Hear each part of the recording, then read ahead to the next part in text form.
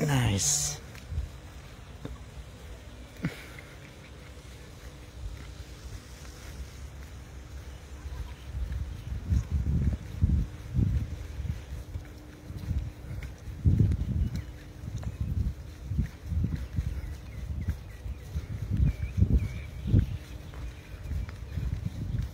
Good morning, everyone, to all our viewers.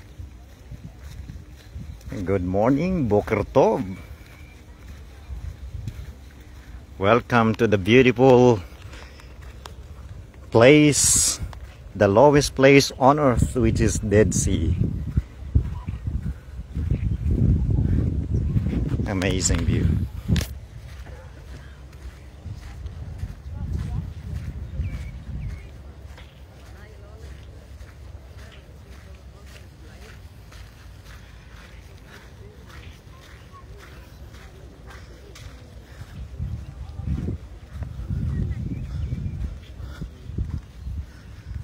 So if you would like to relax here in Dead Sea, there are so many hotels here, and you can stay here. And these are hotels, and just a few meters walk you will be in Dead Sea already. Nice view. Boker Tov. Boker Tov.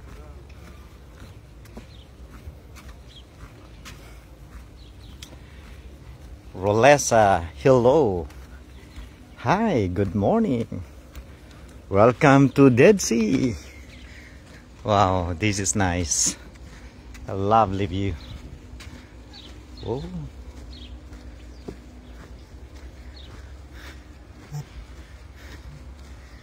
So you see, the place is amazing and beautiful.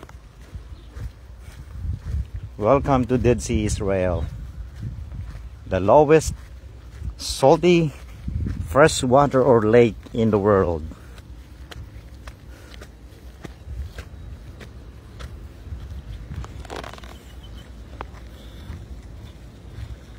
Cool.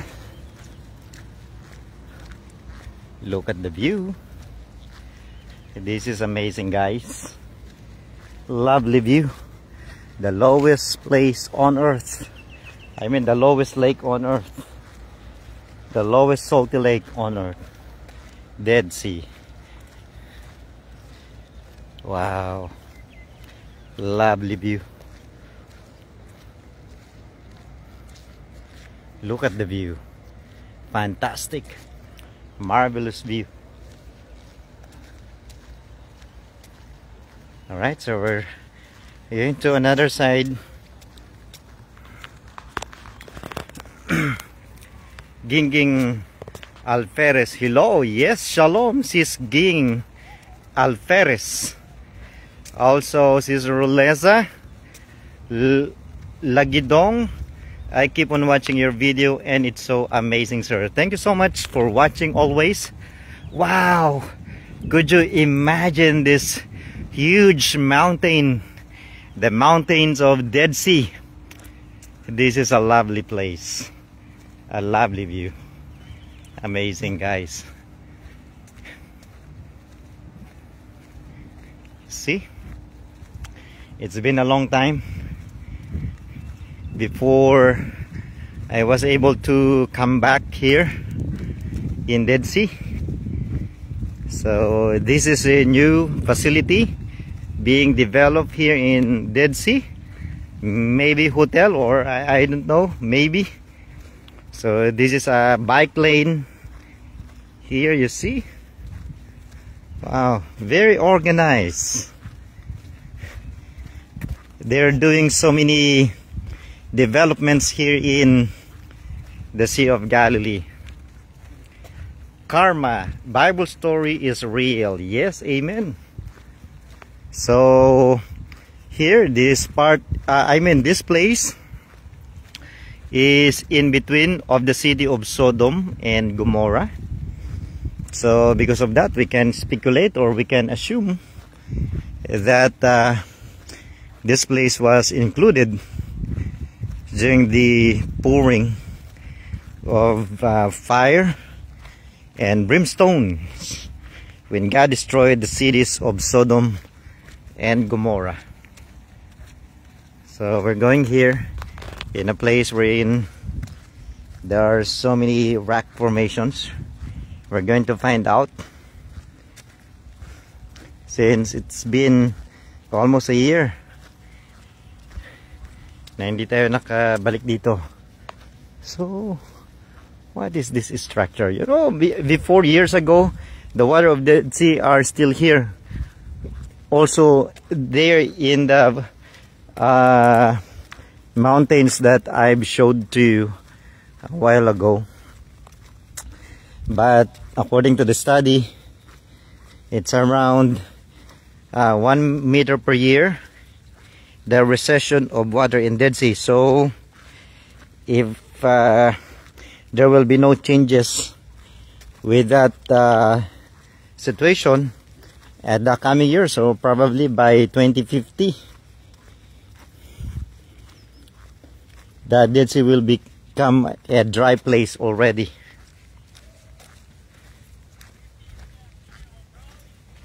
Margaret Husser, this is my home. Thank you for giving me this pleasure. You're welcome. Maribel Ortega, ang ganda-ganda naman. Pas, I want to go there someday. Amen. Yeah. It's a very lovely place to visit. Alright guys, so here we are. So they're doing some reclamation in this part of Dead Sea. It wasn't here before, but so many development. Even the pathways, the cottages, it wasn't here years ago. Israel is doing a lot of things here in the in the Dead Sea. Now we came here because the last time I came here, it is filled with rock salt, and now you can see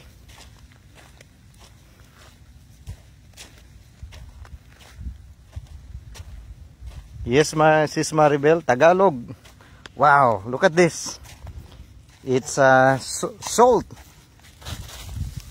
pure salt. Wow, pure salt, so white. Look at this. It's like crystal salt. Wow, amazing guys. Everything is salt here in Dead Sea. So this is amazing.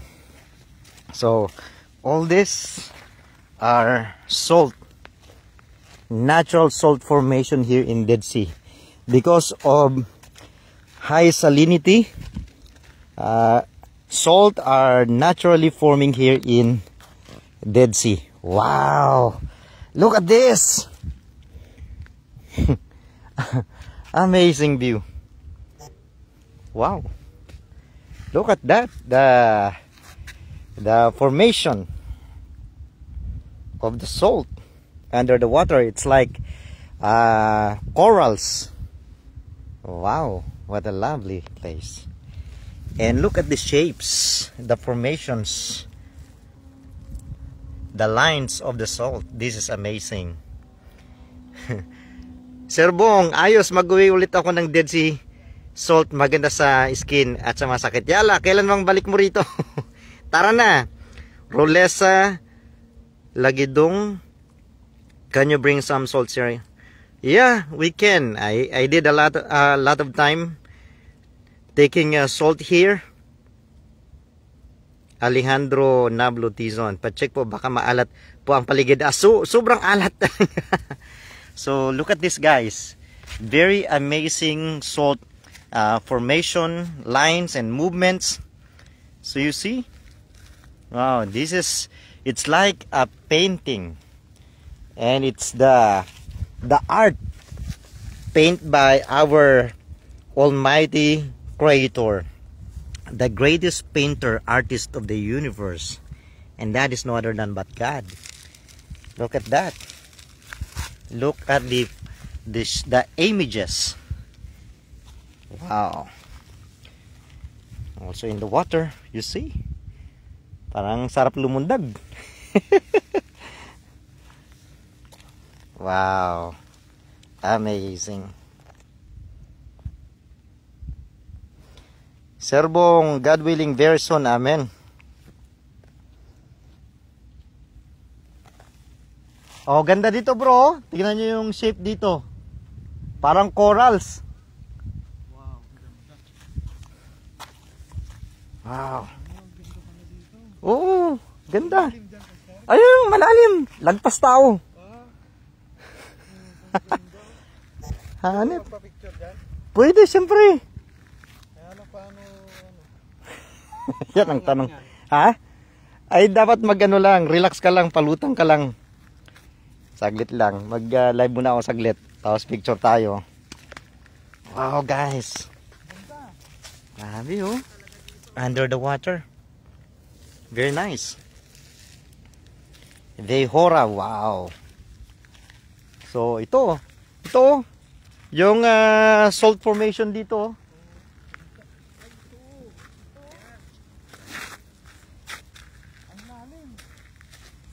Wow, salt. More salt. Wow. Asin na asin. Amazing.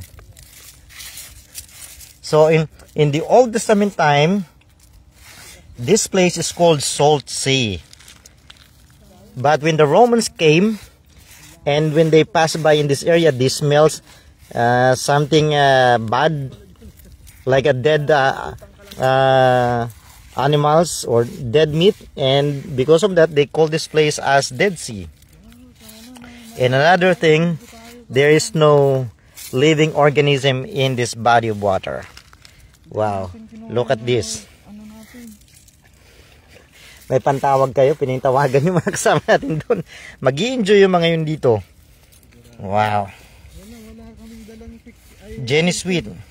Galing na po ako dyan, Pastor. Maganda po lugar ng isa. Almost 16 years din po ako dyan. God bless po. Lulutang ka lang dyan po dyan. Amen. Judean Williams, I hear that there are fish in the Dead Sea now. No, not yet. There's no fish yet here in the body of water of Dead Sea. Wow, look at the formations. What? Salt everywhere. Look at this. Ay, wala tayong lalagyan. Ito yung magandang kunin na asin. Ito, meron lalagyan. Ayan, yan. Maganda yan. Pinanghugas ko dito, remembrance din ko. Wow. Asin. Gusto kong kumuha yung bilog eh. Yung bilog? Okay, so. Ito. Yun. Lagyanan. Oh, asin. Okay. So, pure salt from Dead Sea. No answer, Bong. Wala kahit langgam. Wow.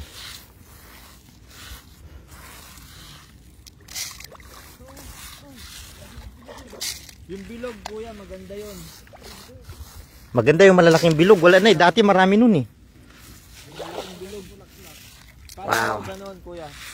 Oh, guys, oh. Salt.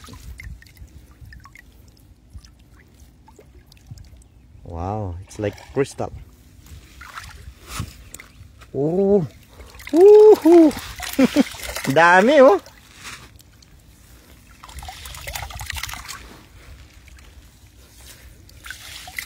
Free salt. Oras ngayon 8 o'clock ng umaga. Wow, grabe. Dami. Dito maganda maligo. Ito. Ay, ito bro, malalaki. Wow.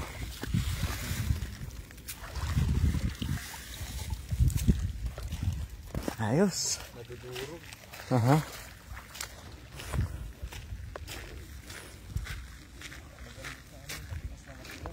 Aha.